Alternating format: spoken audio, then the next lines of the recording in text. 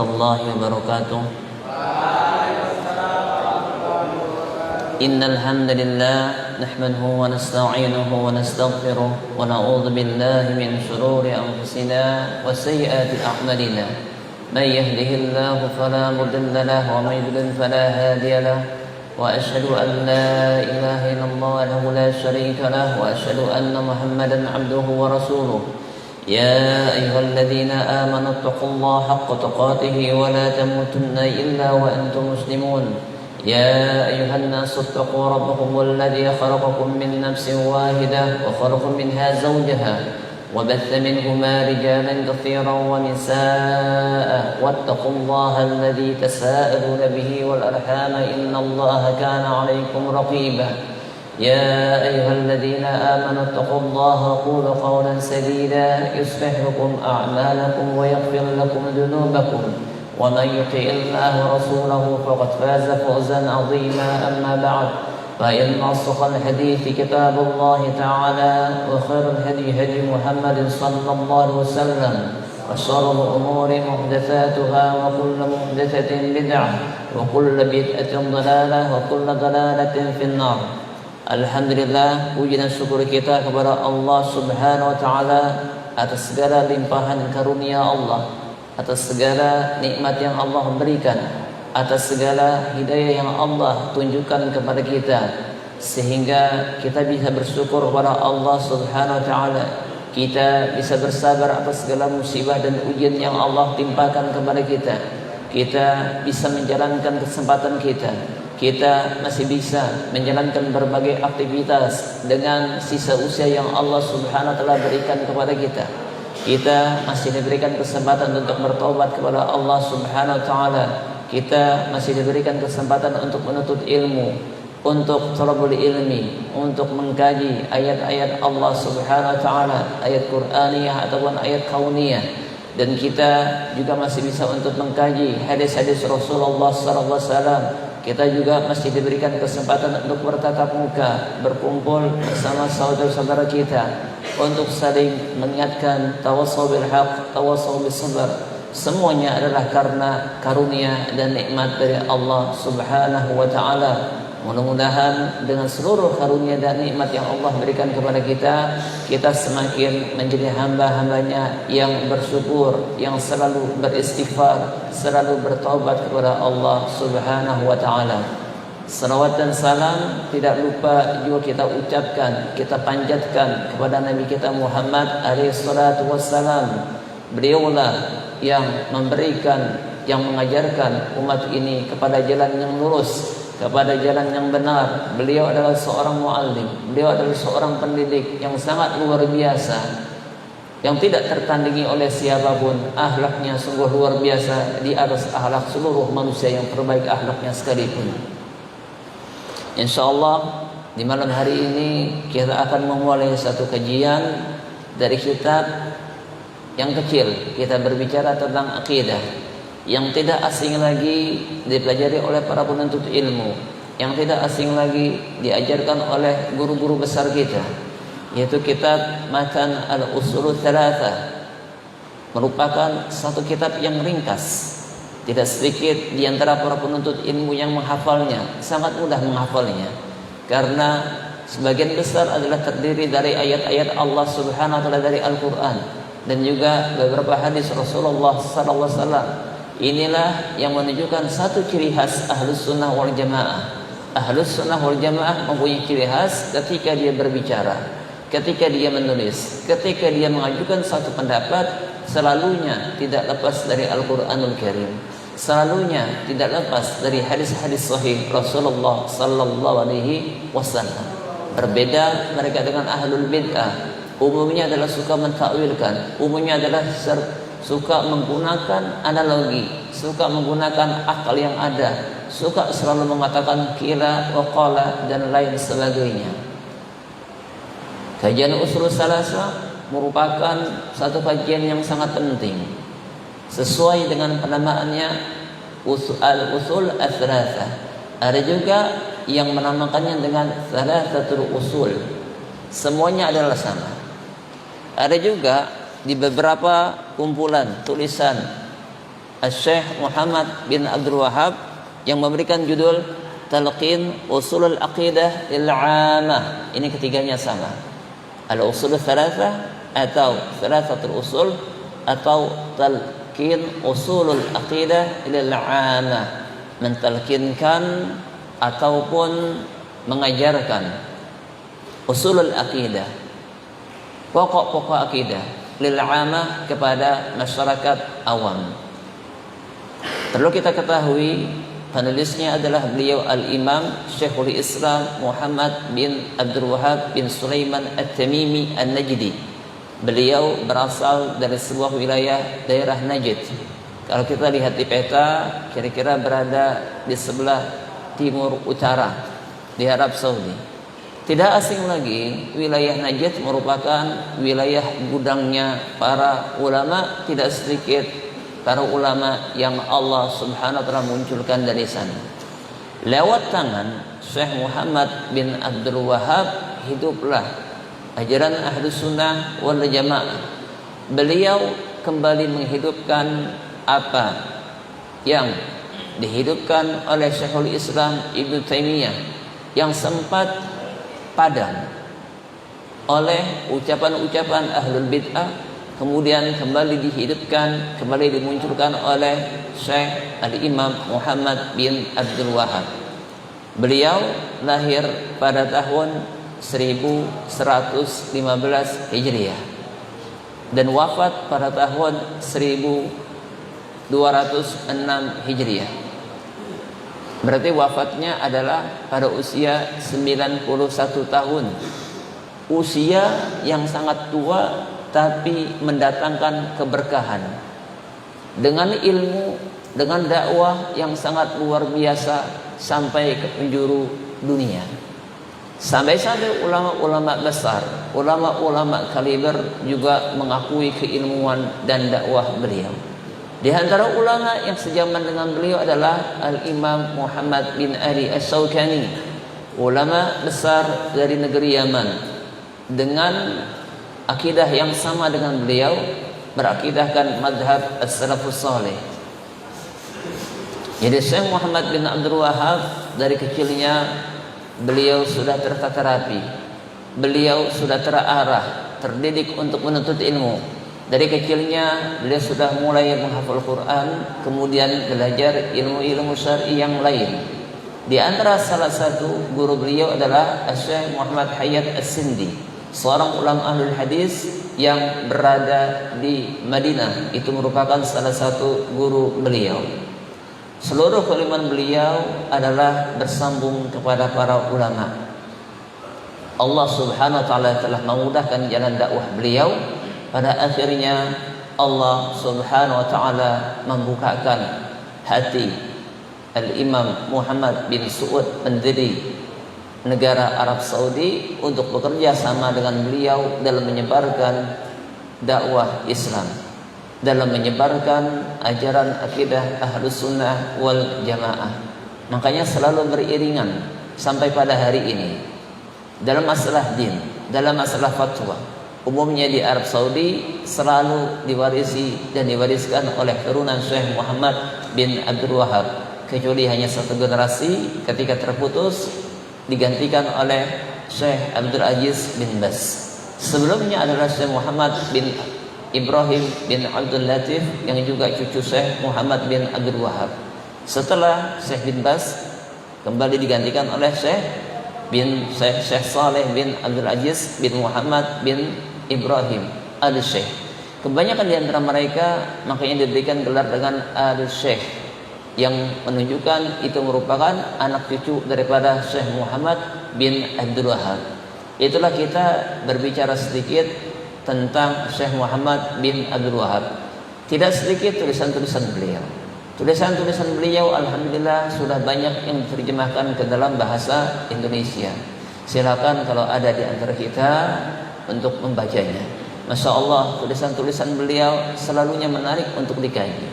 Di antara kitab yang beliau tulis yang sangat memberikan manfaat untuk memurnikan tauhid, untuk meluruskan tauhid umat Islam adalah kitab Tauhid, alladzi huwa haqqullah 'alal 'abid, berbicara tentang tauhid uluhiyah, bukan tauhid rububiyah. Kitab tersebut adalah sangat luar biasa, hanya berisikan ayat-ayat Al-Quran, kemudian hadis-hadis Rasulullah sallallahu alaihi wasallam dengan beberapa kesimpulan yang dituliskan oleh beliau. Tujuannya adalah supaya umat tidak terjebak ke dalam kesyirikan, baik itu syirik besar ataupun syirik kecil, dan juga supaya umat tidak terjebak ke dalam kemunafikan. Karena bagaimanapun juga tauhid merupakan inti segalanya. Seseorang tidak akan bisa masuk ke dalam surga kecuali apabila dia mewujudkan dan sudah merealisasikan tauhidnya kepada Allah Subhanahu wa taala. Kitab Al-Usul Tsalatsa hakikatnya merupakan ringkasan daripada kitab tauhid. Hanya sebelum menuju kepada kitab tauhid, kita akan lebih mudah sekali dengan belajar kitab Al-Usul Tsalatsa. Di sana juga ada tulisan beliau yang lain, seperti kitab Kashfus Syubhat, di mana beliau menguak, membuka syubhat yang dilakukan oleh para ahli bid'ah, oleh orang-orang yang mereka adalah menyembah kepada selain Allah Subhanahu wa taala dengan berbagai macam alasan, dengan mencari pembenaran dari Al-Qur'an ataupun hadis. Begitu juga kita Kashfus Syubhat, sejatinya juga ada ikhtisar dan ringkasannya yang dinamakan dengan Al-Qawaid Al-Arba'. Di luar itu beliau juga menulis kitab-kitab yang lainnya. Beliau juga meringkas sirah. Ya. Makanya beliau beri judul Mukhtasar Siratul Rasul. Beliau juga meringkas kitab Zadul Ma'ad yang ditulis oleh Al-Imam Ibnu Qayyim dengan judul Mukhtasar Zadul Ma'ad. Beliau juga punya tulisan yang lain, Al-Usul Sittah. Beliau juga tulisan yang lain, Fadlul Islam, dan kitab-kitab yang lainnya yang sejatinya sudah banyak dikumpulkan dalam satu kumpulan tulisan-tulisan beliau, risalah-risalah beliau. Inilah sekelumit kita berbicara tentang sang penulis Syekhul Islam Al-Imam Muhammad bin Abdul Wahhab. Umumnya, sebagaimana sebagian ulama, para pembawa ajaran Ahlus Sunnah wal Jamaah, para penegak mazhab salafus saleh, selalunya terdiri dari beberapa kelompok, ada yang menyukainya dan ada yang membencinya. Sebagaimana Al-Imam Syekhul Islam Ibnu Taimiyah juga demikian. Ini merupakan suatu hal yang lumrah.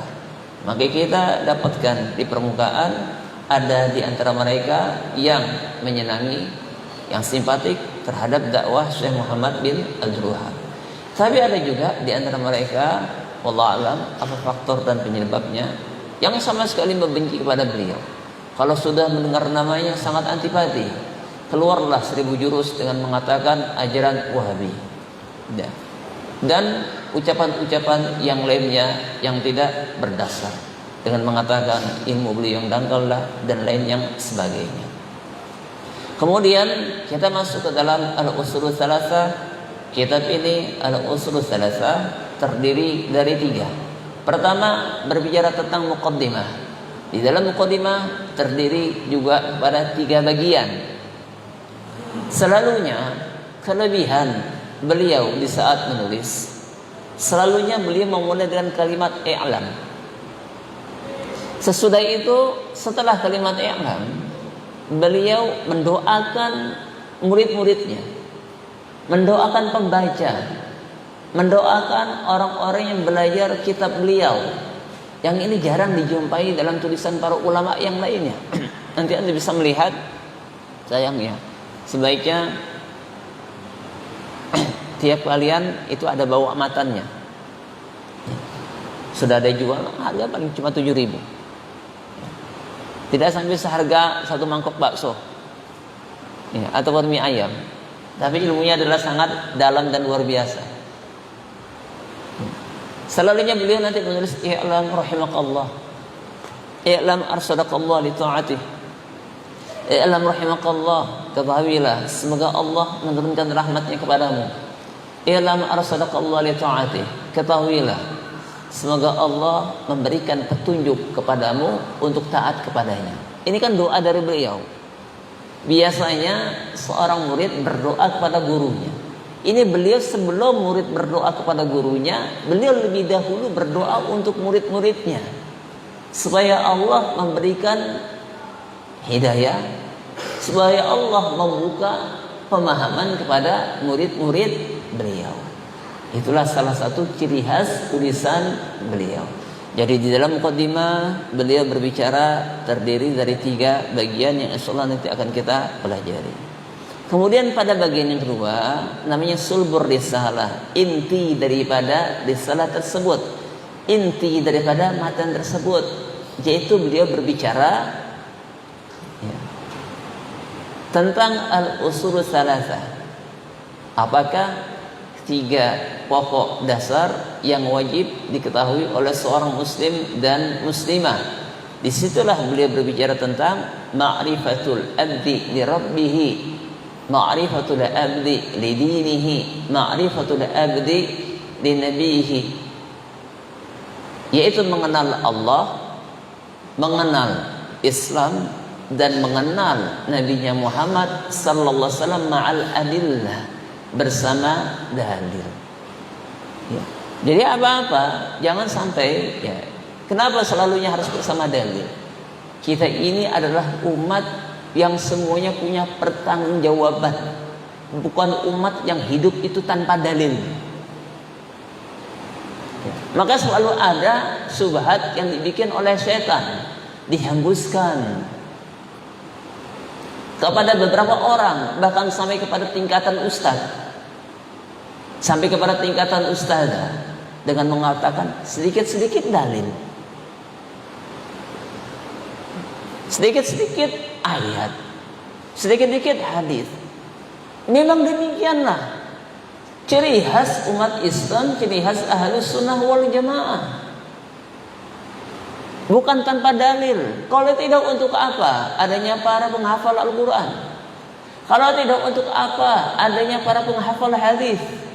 Kalau tidak, untuk apa adanya para penuntut ilmu kita belajar? Kalau di kesampingan dalil yang ada. Ini naif, aib sekali ucapan dengan mengatakan sebentar-sebentar dalil. Sering kadang ucapan ini muncul ke permukaan. Ya. Kita adalah seluruhnya butuh dalil. Umat ini adalah umat yang penuh pertanggungjawaban, dan dalil-dalil kita adalah kuat selalunya kepada Al-Qur'anul Karim, selalunya kepada hadis-hadis Rasulullah sallallahu alaihi wasallam, bukan kepada omongan ya yang tidak dipertanggungjawabkan. Seluruhnya adalah terbukti. Bukan cerita-cerita omong kosong sebagaimana yang dibuat oleh manusia. Pada hari ini banyak berita yang tidak terbukti kebenarannya. Al-Quran adalah benar, hadis-hadis yang sahih adalah benar. Kalau kita cek, seluruhnya pasti ada. Tapi pada hari ini manusia diciptakan dengan berita-berita, dengan opini-opini yang dusta dan yang bohong. Anak-anak kita dikenalkan dengan tokoh-tokoh semu yang tidak ada di dunia pada hakikatnya. Justru dijauhkan dari tokoh-tokoh yang sesungguhnya ada dalam kancah dunia. Maaf, mungkin anak-anak kita yang kecil itu lebih mengenal Upin dan Ipin daripada sahabat Anas bin Malik.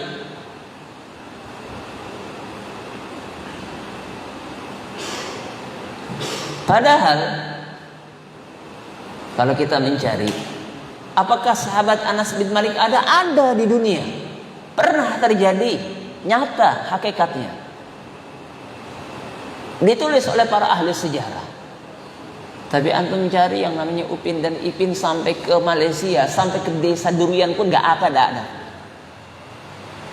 Pergi ke Malaysia, cari Upin dan Ipin, ada gak? Semu, kosong. Itulah yang diciptakan pada hari ini. Ketika orang berbicara luar biasa, kuat kayak Superman. Sekarang antum cari sampai ke Amerika, sampai di kota manapun ada Superman. Berbeda ketika orang mengatakan Masya Allah kuat baikkan Khalid bin Walid. Antum cari dalam sejarah, ada tidak? Ada. Kita hidup selalu dibohongi dengan cerita yang bohong, dengan opini yang bohong, dengan berita yang bohong. Tapi Islam selalu menawarkan kepada umatnya berita-berita yang selalu dipertanggungjawabkan kebenarannya. La ya'tihil batilu min baini yadayhi wa min khalfihi. Tidak ada kebatilan dari arah depan ataupun dari arah belakang. Itulah Al-Quranul Karim. Itulah hadis-hadis yang sahih. Kelebihan umat ini salah satunya adalah kitabnya ada, sanadnya ada. Orang yang hafal Al-Quran ada, mushafnya ada. Orang yang menghafal Al-Quran dengan jalur sanadnya ada. Antum cari di agama apapun itu tidak dijumpai. Orang hafali Injil nggak punya sanad. Cari. Orang ya membaca tulisan-tulisan tokoh-tokoh terkemuka barat, cari sanadnya. Ada ijazah dari fulan, dari fulan, dari fulan, ada nggak? Tapi Islam luar biasa. Al-isnadu minad din. Sanad merupakan bagian daripada din kita, daripada Islam. Ada orang hafal Quran, ada juga orang hafal Quran dicari ada sanadnya.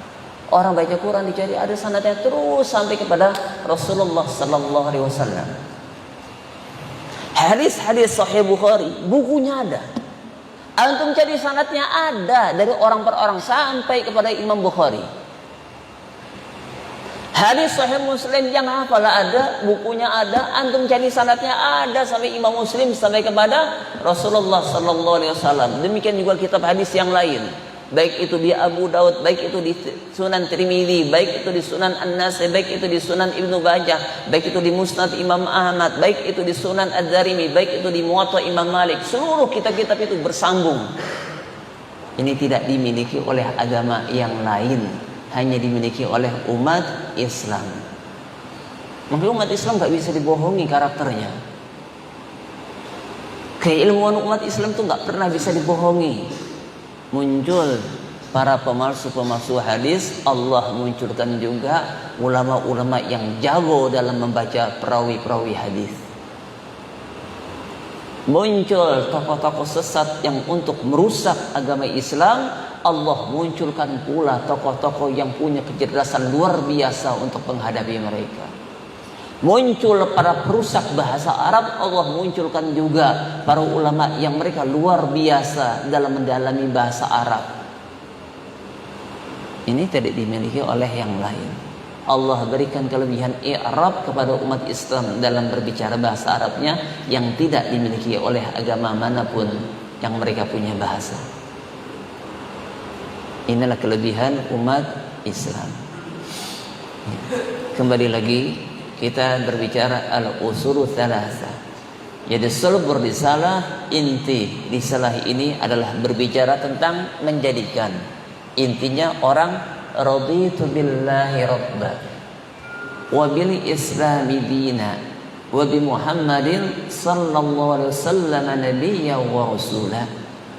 Aku ridho, aku puas, aku rela Allah sebagai Rabbku. Maaf, saya tidak pernah menerjemahkan sebagai Tuhanku. Agama lain punya Tuhan, tapi Tuhan yang batil. Allah adalah sesembahan yang hak, dia Rabb. Agama lain tidak punya Tuhan yang itu adalah Rabb. Kenapa? Hanya Allah yang berhak menyandang predikat Rabb. Kayak apapun agama lain, mereka itu menyembah Tuhannya, tapi mereka tidak pernah untuk mengatakan Tuhan mereka itu adalah Rabb.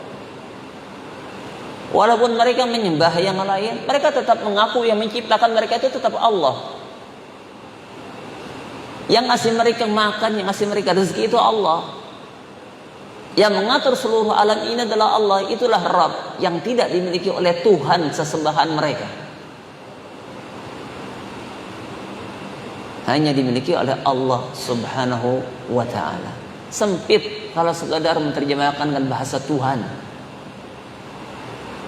Kita punya istilah khusus, Allah itu Rabbul Alamin. Tapi kalau dikatakan Tuhan, itu kan Tuhan kamu. Yang tiap-tiap ajaran merasa punya Tuhannya. Kalau kita adalah Allah yang menciptakan kita, yang memberikan rezeki kepada kita, yang mengatur seluruh alam ini, seluruh penghuninya dengan kalimat Rabb. Orang kalau sudah dipahamkan, pakai istilah apapun insya Allah jadi paham. Tinggal diajarkan aja artinya. Oh, Rabb itu artinya demikian. Tinggal lisan ini membiasakan dengan sebuah istilah. Dari dulu kita mengenal haji, nggak ada bahasa lainnya, ya haji. Orang kira dipahamkan haji itu apa? Ya haji itu adalah ya, pergi ke Baitullah dengan berbagai macam rangkaian ibadah yang intinya itu adalah wukuf di Arafah. Udah paham orang kalimatnya apa? Haji. Orang diterangkan sholat, nggak bisa diterjemahkan dengan bahasa yang lainnya. Yang penting tahu maknanya. Apa itu sholat? Isinya adalah doa, perbuatan yang sudah diatur oleh Rasulullah sallallahu alaihi wasallam mengajarkannya, dimulai dari takbiratul ihram, ditutup dengan salam. Kita punya istilah yang lebih kuat. Punya istilah tersendiri. Raditu billahi rabbah. Dengan kita belajar usul tsalatsa, satu, menjadikan kita raditu billahi rabbah. Dalam kehidupan nyata kita rela, kita puas Allah sebagai Rabb. Wabil Islami dina, kita rela, kita puas Islam sebagai dinku, sebagai way of lifeku, Islam sebagai pedoman hidupku, Islam sebagai jalan hidupku yang mengatur segalanya. Wa bi Muhammadin nabiyya wa rasula, wa bi Muhammadin sallallahu alaihi wasallam nabiyya wa rasula. Dan aku ridha, aku puas, dan aku rela Nabi Muhammad alaihi salatu wassalam sebagai nabi dan sebagai rasul yang wajib aku ikuti, yang wajib aku taati, yang wajib aku patuhi. Dengan belajar usul salasa, kita dibukakan ilmu kita. Ya, semakin kita puas, semakin kita ridho. Sebagai jenjang pertama, itu di dunia. Lebih daripada itu adalah manfaat daripada al-usul salasa, supaya mendarah daging dalam hidup kita, baik secara ilmunya ataupun secara aplikasinya, kita mengetahui siapa yang harus kita kedepankan, sehingga nanti ketika Allah Subhanahu wa ta'ala mencabut nyawa kita, kita paham dengan isi ini saat dikubur. Karena saat dikubur pertanyaannya cuma 3, cuma usul salasa, tidak ada yang lain. Supaya mendarah daging, bukan dia sekedar lisan. Mungkin ada orang mengatakan, alah nanti di alam kubur cuma ditanya 3 itu, aku juga hafal. Sekarang kamu hafal, tapi suatu saat nanti ketika kamu dihadapkan dalam kondisi yang huru-hara luar biasa, itu hilang hafalannya. Saya memberikan satu kiasan.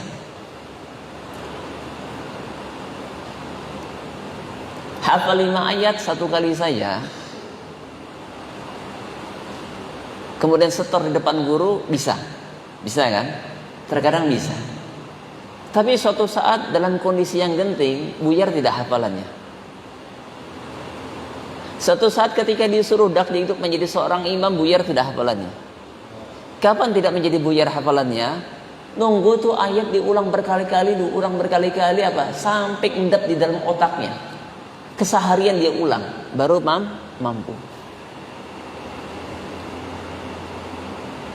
Begitu juga dengan kalimat Allah, begitu juga dengan Islam, begitu juga dengan Rasulullah sallallahu alaihi wasallam. Dia tidak akan bisa dijawab di alam kubur hanya sekedar orang mengucapkan di dunia, tapi tidak mendarah daging, tapi tidak menjadi bagian daripada hidupnya. Mungkin orang munafik mudah mengatakan, ala Islam, aku juga bisa mengucapkan Allah, aku juga bisa mengucapkan Muhammad. Nanti dikubur gampang aku jawab.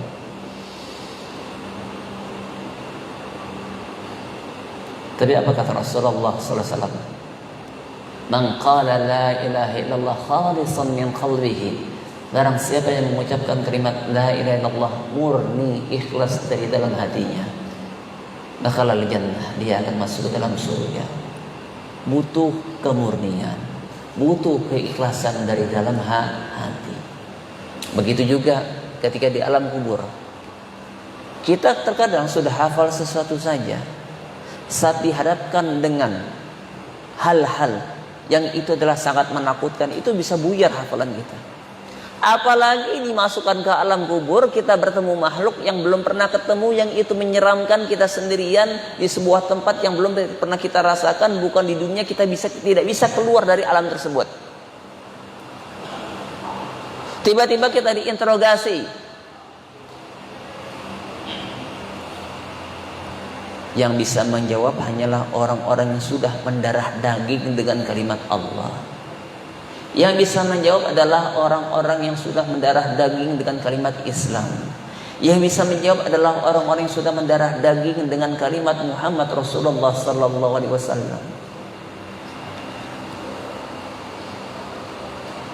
Kenapa demikian? Yang bisa menjawab adalah orang yang di dalam otaknya, orang yang di dalam hatinya tuh ingatnya cuma Allah, Islam, dan Rasulullah Muhammad sallallahu alaihi wasallam. Konsep saya Islam, tujuan saya berbuat kepada Allah, panutan saya adalah Rasulullah sallallahu alaihi wasallam. Orang beriman demikian tidak? Iya tidak? Kita orang demikian kan gitu, orang beriman. Saya ingin jalan ini sesuai tidak dengan Islam.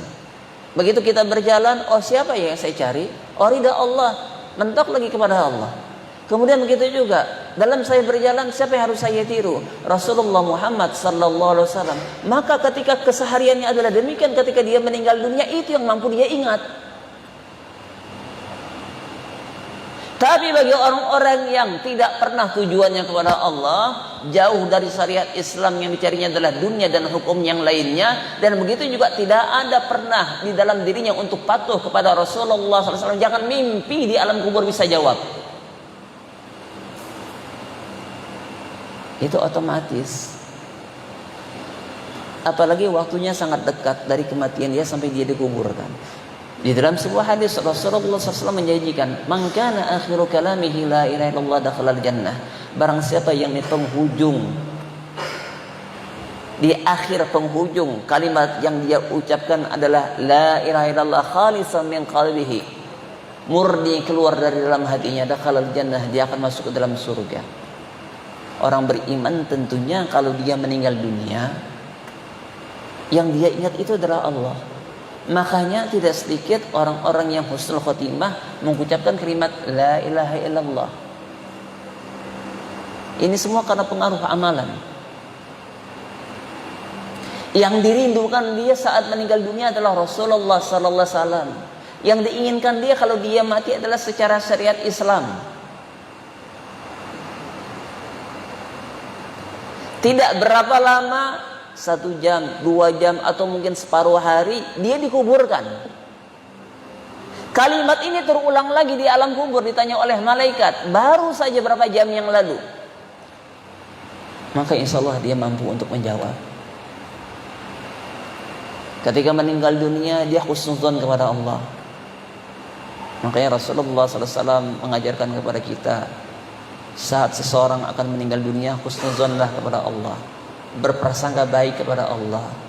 Kayak apa berprasangka baik kepada Allah? Salah satunya Imam Nawawi mengatakan, dia berharap, ya Allah, ampunilah dosa-dosaku ya Allah, aku tahu aku banyak dosa. Mudah-mudahan di saat matiku ini Engkau mengampuni dosa-dosaku. Dia ingat Allah. Tidak ada zat yang bisa mengampuni kesalahannya kecuali hanya Allah Subhanahu wa ta'ala. Maka saat di alam kubur secara otomatis ketika ditanya oleh malaikat man rabbuka, ingatan itu langsung muncul Allah. Kenapa? Karena matinya dia ingat Allah. Di akhir matinya, di akhir ajalnya dia ingat Allah. Di saat hidupnya dia ingat Allah, maka demikian juga ketika di alam kubur, ketika ditanya oleh malaikat langsung, ketika ditanya man rabbuka, nggak ada jawaban lain kecuali Allah. Dia bisa jawab.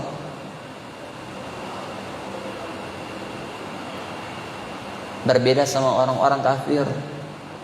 Ini makanya salah satunya kita belajar al-usulul tsalatsa. Semakin menguatkan kita. Berbeda sama orang kafir. Bagaimana mungkin di alam kubur dia bisa menjawab? Makanya Rasulullah SAW menyabdakan, bersabda, orang kafir jawabannya apa? La adri. Kan gitu dalam hadis. Saya nggak tahu. Kenapa dia bisa jawab saya nggak tahu? Bagaimana dia tahu? Dia tidak kenal Allah. Walaupun di samping dia orang Islam, walaupun tetangga dia masjid mengatakan Allahu Akbar, nggak masuk ke dalam hatinya. Kenapa? Karena tidak mendarah daging dalam dirinya. Luput kalimat Allah itu dari ingatannya. Ketika dia mati, tidak ada sedikit pun kalimat Allah yang dia ingat. Ketika dalam hidupnya tidak ada tujuan dia kepada Allah Subhanahu wa ta'ala, bagaimana mungkin di alam kubur kalimat itu bisa muncul? Jadi bukan hanya sekedar ucapan. Mungkin orang berpikir, Ustaz kok gampang kali di alam kubur ya. Ditanya cuma kalimat man rabbuka, man nabiyuka, ya madinuka. Wah gitu semua orang bisa jawab. Ini perkaranya ya, masuk di alam kubur, semua orang pasti ditanya, nggak ada yang nggak ditanya. Semua orang ditanya. Semua yang dipendam di tanah itu ditanya. Kecuali kalau yang dipendam itu adalah hewan. Ditanya semuanya. Orang beriman ditanya, yang soleh ditanya, yang tidak soleh ditanya saat matinya, saat di alam kuburnya. Orang kafir, orang musyrik saat ditanam, dipendam itu mayatnya juga ditanya. Orang munafik juga ditanya. Orang bejat, orang zalim, orang baik, semuanya ditanya. 3 pertanyaan ini. Sekali lagi yang bisa jawab itu tadi. Orang yang ilmunya kepada Allah, orang yang ilmunya kepada Islam dan kepada Nabi Muhammad sallallahu alaihi wasallam. Plus dia mengamalkan tujuannya kepada Allah, plus dia mengamalkan amalannya adalah sesuai dengan Islam, plus dia mengamalkan sesuai dengan tuntunan Rasulullah sallallahu alaihi wasallam. Masalah enggak lupa, bisa untuk dia jawab. Ada 2 malaikat Munkar dan Nakir. Makanya sebagian ulama ada yang mengatakan wajib hukumnya di dalam sholat di tasyahud akhir untuk membaca doa Allahumma inni a'udzubika min adzabil qabri. Kenapa? Karena di dalam kalimat hadis Rasulullah mengatakan istaizu minal arba, berlindunglah kamu, istaizu billah, berlindunglah kamu kepada Allah dari 4 perkara. Itu adalah kalimat perintah. Makanya sebagian ulama mengatakan berarti maknanya adalah wajib. Setiap kali di akhirat tasyahud kita ucapkan doa tersebut. Allahumma inni a'udzubika min adzabil qabri. Ya Allah, aku minta perlindungan kepada Engkau dari siksa kubur. Mari lo siksa kubur. Allahumma inni a'udzubika min adzabi jahannam. Ya Allah, aku mohon perlindungan-Mu dari siksa neraka jahannam. Allahumma inni a'udzubika min fitnatil mahya wal mamat. Ya Allah, aku berlindung kepadamu, minta perlindungan-Mu dari fitnah dalam kehidupan dan kematian. Allahumma inni a'udzubika min fitnatil masihid dajjal. Ya Allah, aku mohon perlindungan-Mu dari fitnah al-masih ad-dajjal. Ada di antara manusia yang berjumpa dengan dajjal dan ada juga yang tidak. Semuanya kita minta kepada Allah Subhanahu wa ta'ala perlindungan yang 4 ini. Maka salah satunya itulah tadi, di alam kubur selalunya ada interogasi dan ada yang namanya siksa. Orang munafik, maka kalau dia nggak bisa jawab, malaikat membawa palu yang besar. Makanya kita tanya, contoh, tiba-tiba kita dimasukkan dalam ruangan gelap, Di situ ada algojo, megang dengan alat-alat siksa. Ada hanya beberapa bait yang kita hafal, kira-kira hafalan itu hilang tidak? Hilang. Orang gak akan bisa jawab. Salah menjawab kena siksa. Orang kafir gak bisa jawab, kena budak, kena pukul, yang jeritannya terdengar sampai ujung bumi, kecuali hanya jin dan manusia yang tidak mampu mendengarnya. Subhanallah, Maha Suci Allah yang menjadikan segalanya bagi kita sesuai dengan takarannya. Apa jadinya andai Allah tidak memberikan kepada kita pendengaran seperti saat ini? Allah setel pendengaran kita pas, tidak kurang, tidak lebih. Bagaimana kalau sana itu pendengaran kita ini disetelnya lebih sampai ke alam kubur bisa dengar? Mungkin banyak orang mati mendadak. Andai kata setelan telinga kita ini disetel sampai bisa mendengar alam gaib, apa jadinya? Jeritan-jeritan setan bisa didengar. Tapi Allah jadikan pas, yang nanti ketika di akhirat baru Allah lebihkan pendengaran tadi. Sejauh apapun manusia akan bisa mendengar kalimat Allah Subhanahu wa taala. Panggilan nanti ketika di padang mahsyar. Ketika di dunia mata kita disetel oleh Allah Subhanahu wa taala, lihatnya cuma sampai situ. Lihatnya ke atas cuma ngelihat yang biru, nggak bisa menembus ke atas sana, nggak bisa menembus alam kubur. Itu semua sudah Allah setel. Maka maha benar Allah ketika berfirman, Sabbihis marabbikal a'la. Terus, Alladzi khalaqa fasawwa. Bertasbihlah kepada Allah, sucikan Allah, Rabb kamu yang maha tinggi. Alladzi khalaqa, yang telah menciptakan, fasawwa, bukan hanya menciptakan, fasawwa, ciptaannya itu penuh keseimbangan. Ada kanan, ada kiri. Kasih hidung, lubangnya 2. Kasih telinga, bentuknya indah kayak gini. Coba kalau telinganya taruh di kening. Fasawwa oleh Allah. Dikasih kaki demikian. Coba kalau perutnya, ya di bawah kaki kayak apa? Indah manusia dibuat. Fasawwa Allah. Ya.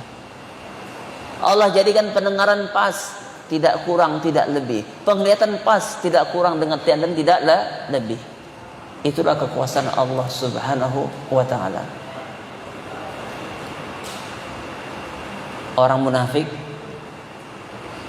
orang yang kumpulnya sama orang Islam tapi hatinya benci kepada Islam, ketika di alam kubur betul dia di dunia fisiknya bersama orang Islam, tapi ketika nanti di akhirat Allah kumpulkan bersama orang-orang kafir. Innallaha jami'ul munafiqina wal kafirina fi jahannama jami'a.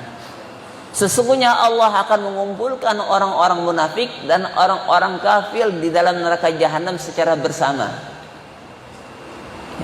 Kenapa demikian? Dia kan mengakui Islam ketika di dunia, ya tapi hanya di lisan. Imannya tidak sampai ke dalam hatinya. Dia tidak mukhlis, tidak ikhlas mengucapkan Islam. Buktinya apa? Buktinya dia benci Islam. Kalau memang dia adalah muslim yang sejati, dia menerima Islam. Tujuan dia adalah Allah, yang dia patuhi adalah Rasulullah sallallahu alaihi wasallam. Ini nyatanya tidak. Makanya Allah bongkar salah satunya dalam surah Al-Baqarah, bagaimana tabiat mereka. Yang nanti ketika jawab di alam kubur sama persis kayak orang kafir. Karena apa? Mereka sesungguhnya merupakan bagian daripada orang kafir. Makanya Allah buka di dalam surah Al-Baqarah. Wa idza laqul ladzina amanu qalu amanna. Wa idza khalau ila syayatinihim qalu inna ma'akum innama nahnu mustahzi'un. Wa idza laqul ladzina amanu, kalau ketemu orang-orang beriman, mereka ngomong, saya juga beriman kok. Lihat saya sholat Idul Fitri, saya sholat Jumat, saya bayar zakat, masuk bulan Ramadan saya ikut-ikutan puasa. Allah bongkar. Wa idza khalau ila syayatinihim, Allah menggunakan kalimat khalau. Tapi saat mereka berduaan, bersendirian, berkumpul, ila syayatinihim, Allah menggunakan bahasa syaitan. Tapi di saat mereka berduaan dengan syaitan-syaitan mereka yang mereka berikan loyalitas kepada mereka, Allah katakan syaitan. Apa bahasa mereka? Saya bersama kamu kok. Syaitannya tadi ngomong, loh kamu kemarin itu sholat. Innama nahnu mustahzi'un. Kita ini cuma main-main sama mereka. Hakikatnya saya bersama kamu. Istihza. Kumpulnya mereka sama kita, Allah bongkar dengan bahasa istihza. Mereka cuma meremehkan kita, menghina kita, cuma bercanda. Sholatnya bercanda, puasanya bercanda. Allah katakan mustahzi'un. Apa arti mustahzi'un? Main-main. Kalau ketemu dengan kalau ketemu dengan apa? Dan dengkotnya demikian, ketemu dengan syaitannya demikian, yang mereka bongkar. Allah yang bongkar. Makanya wajar ketika nanti di alam kubur, ketika juga di akhirat Allah kumpulkan bersama mereka. Makanya ketika di alam kubur, ketika ditanya man rabbuka, jangan mentang-mentang orang ini ketika di dunia bisa mengucapkan kalimat Allah, ya ikut-ikutan takbir salat sama orang Islam, bisa jawab Allah tidak. Apa jawabannya? La adri. Saya nggak tahu, hanya saya pernah dengar orang ngomong gini. Itu bahasa dia. Karena cuma di lisannya. Juga kena siksa. Juga kena siksa. Begitu ditanya, man hadha ar-rajul ladzi bu'itsa ilaika, siapa laki-laki yang diutus kepadamu ini? Orang beriman jelas akan menjawab, oh ini adalah Nabi kami Muhammad sallallahu alaihi wasallam. Kenapa demikian? Karena orang beriman sesungguhnya adalah rindu kepada Nabinya Muhammad sallallahu alaihi wasallam. Karena kesehariannya adalah ikut kepada Rasulullah sallallahu alaihi wasallam, maka tentunya nanti ketika di alam kubur hanya itu jawaban dia. Dari mana kamu tahu? Kami tahu lewat ayat-ayat Al-Qur'an. Kami tahu dari hadis-hadis yang diajarkannya. Sehingga dia bisa menjawab, ini adalah Nabi kami Muhammad sallallahu alaihi wasallam, lulus dari ujian. Tapi orang kafir, orang munafik, sama sekali mereka tidak bisa memberikan jawaban sehingga mereka kena siksa. Begitu juga ketika ditanya, madinuka, apa agama kamu?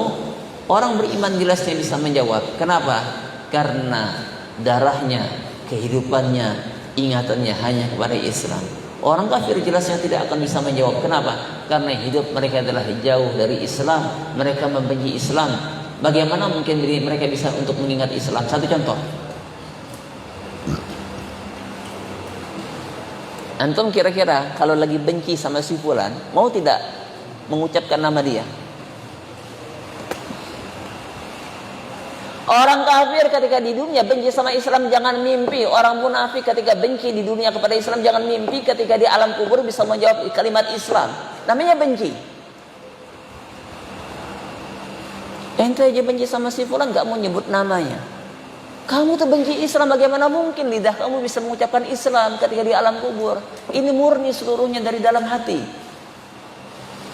Kalau kamu ingin bisa menjawab pertanyaan di alam kubur dan kalimat Islam, munculkan dulu cinta kamu sama Islam, dukungan kamu sama Islam. Pasti kamu bisa menjawab nanti Islam di alam kubur.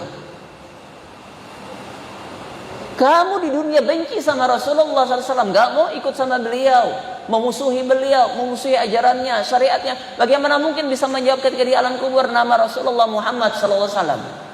Kamu cari panutan yang lain, kamu cari pioner yang lain, kamu cari tokoh yang lain. Bagaimana mungkin kamu bisa menyebut tokoh yang namanya Nabi Muhammad sallallahu alaihi wasallam? Semuanya terbukti nanti di alam kubur. Kalau di alam kubur itu terselamatkan, maka kehidupan sesudahnya adalah terselamatkan. Makanya sahabat Utsman bin Affan radhiyallahu taala anhu sangat takut ketika sudah mengingat alam kubur.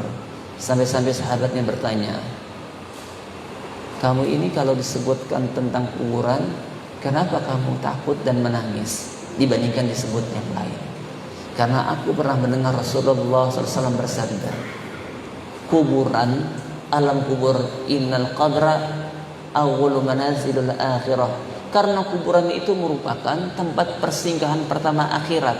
Keluar kita dari dunia, masuk ke alam barzah, letaknya di kuburan. Ke episode sesudahnya belum bisa, karena gak ada hari kiamat. Mau balik ke alam sebelumnya juga gak akan mungkin, mustahil. Terkurung kita di dalam satu alam namanya alam barzah.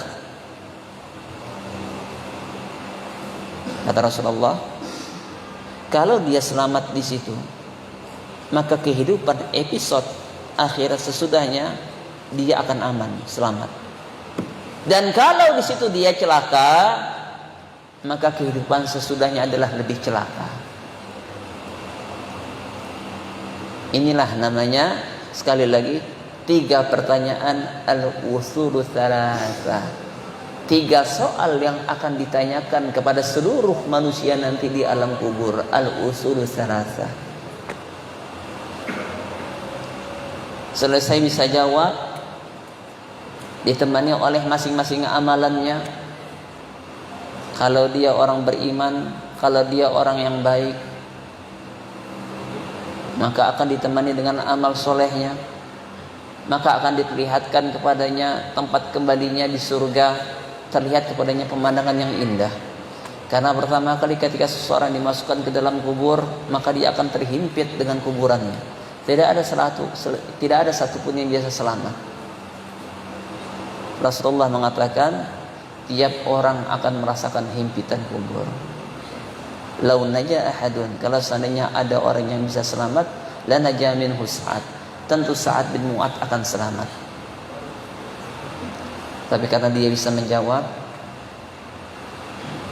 dia terselamatkan. Kuburan yang tadi menghimpitnya Allah lapangkan, seluas mata memandang, padahal tempatnya kecil kan.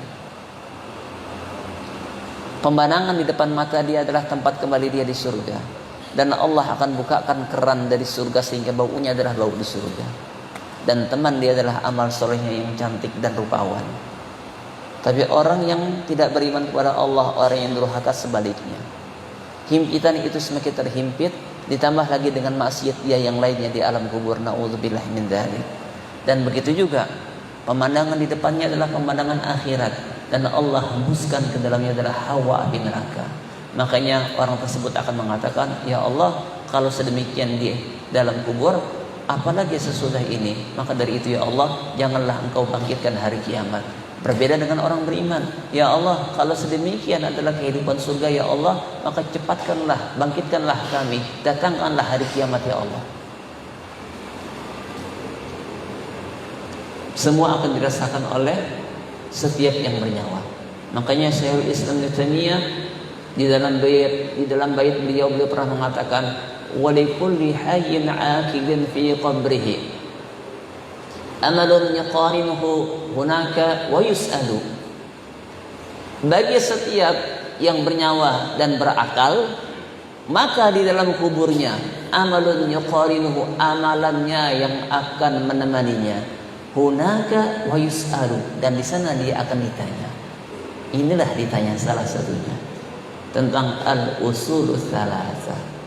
Maka sedemikian pentingnya al-usulus tsalatsa. Masyaallah, Syekhul Islam Al-Imam Muhammad bin Abdul Wahab mengingatkan kepada kita, kepada masyarakat awam mengingatkan dengan tulisan yang demikian. Maka kita bersyukur kepada beliau. Maka banyak para ulama yang memperhatikan untuk memberikan syarahnya, untuk menjelaskan, untuk menerangkan kepada murid-murid, untuk menerangkan kepada umat Islam, untuk terus dipelajari sampai kapanpun. Makanya harapan kita, murid-murid kita, inilah matan yang layak untuk mereka ketahui. Bersyukur kepada Allah Subhanahu wa ta'ala.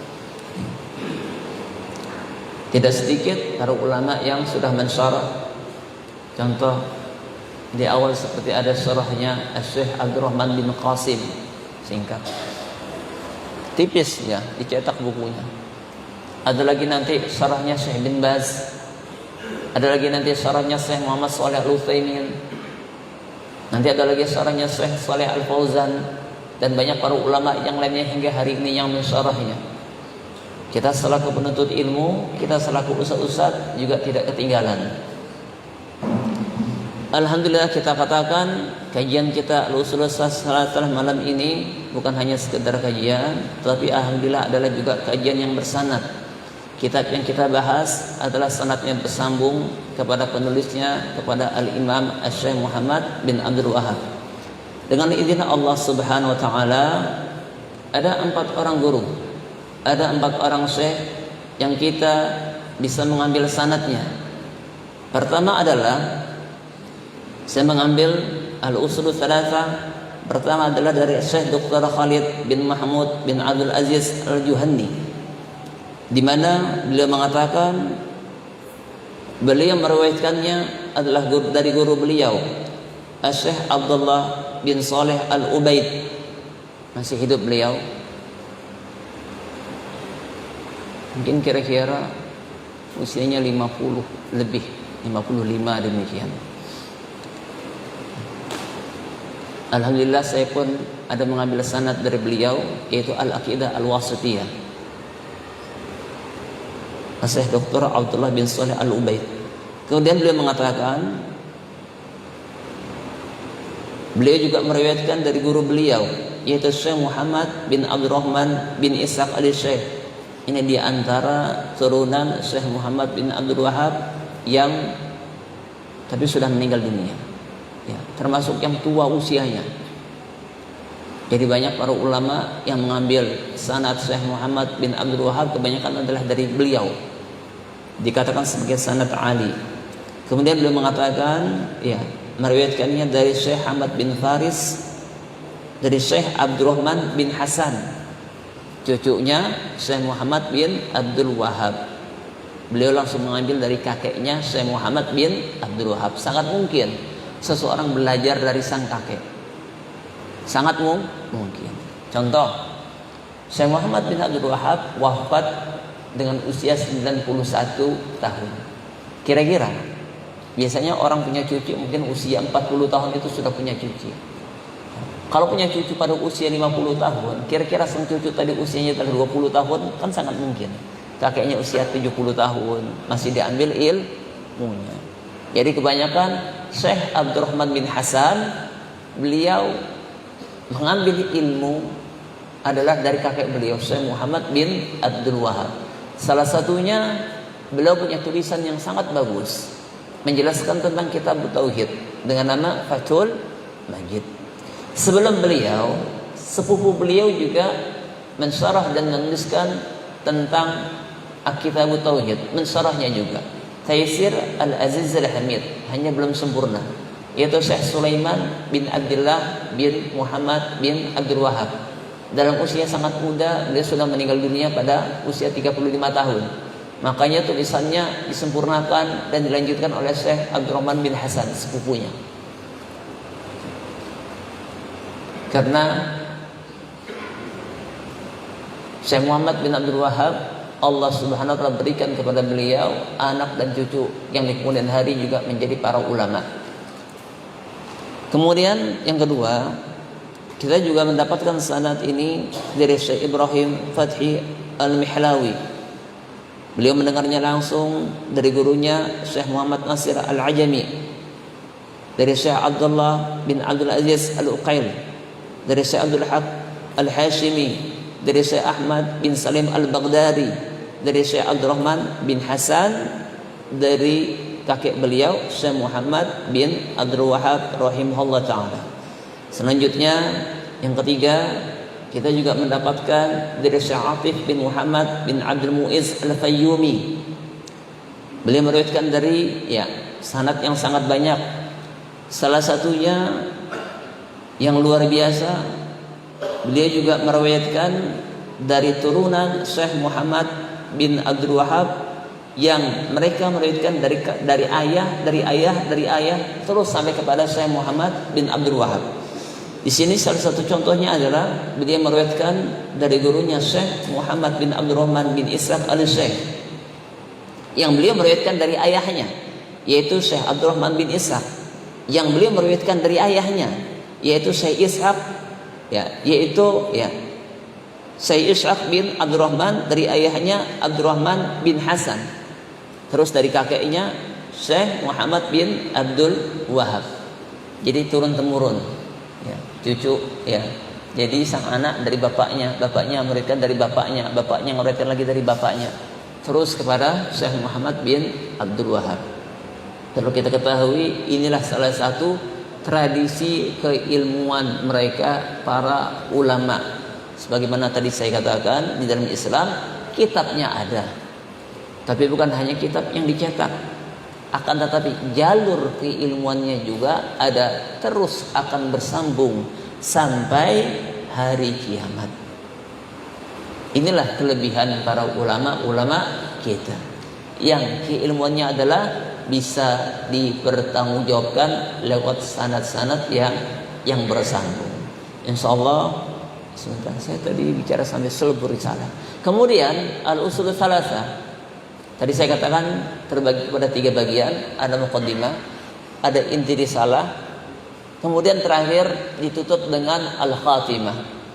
Al-khatimah adalah berisi tentang bahwasanya manusia nanti akan dibangkitkan setelah kematiannya. Kemudian beliau menutup dengan menjelaskan makna taghut. Tentunya di dalam tauhid selalunya ada musuh-musuh yang menghalangi manusia dari jalan Allah. Selalunya ada musuh-musuh yang menghalangi manusia dari bertauhidkan kepada Allah Subhanahu wa taala. Makanya di dalam surah An-Nahl Allah Subhanahu wa taala firmankan, "Wa laqad ba'atsna fi kulli ummatin rasulan an ya'budullaha wajtanibut taghut." Dan kami utus, dan sungguh kami telah mengutus pada setiap umat seorang rasul. Misinya apa? Ani budallah, beribadalah hanya kepada Allah, dan kebalikannya wajtanibut taghut, dan jauhilah taghut. Maknanya apa? Inilah penghalang manusia untuk beribadah, penghalang manusia untuk bertauhid kepada Allah Subhanahu wa taala. Di akhir bab beliau menjelaskan para pembesar taghut itu siapa saja, yang akan kita bahas nanti di akhir al-usul tsalatsa, yang menunjukkan di awal kita diminta bertauhid kepada Allah, caranya adalah demikian, kita meluruskan tauhid kita. Tapi ingat, setiap kebaikan pasti ada penentangnya, setiap kebaikan pasti ada orang yang tidak suka. Inilah di akhirnya, siapakah orang-orang yang menghalangi manusia dari bertauhid kepada Allah Subhanahu wa taala. Mudah-mudahan di malam hari ini yang sedikit ini memberikan manfaat kepada kita semua. Insyaallah pada pertemuan yang akan datang nanti kita akan masuk ke dalam matanya satu persatu, akan kita baca dan akan kita syarah. Kita tutup dengan doa kafaratul majlis. Subhanaka Allahumma wa bihamdika asyhadu an la ilaha illa anta astaghfiruka wa atubu ilaik. Wa sallallahu ala nabiyyina Muhammadin wa ala alihi wa sahbihi wasallam. Walhamdulillahi rabbil alamin. Wassalamu alaikum warahmatullahi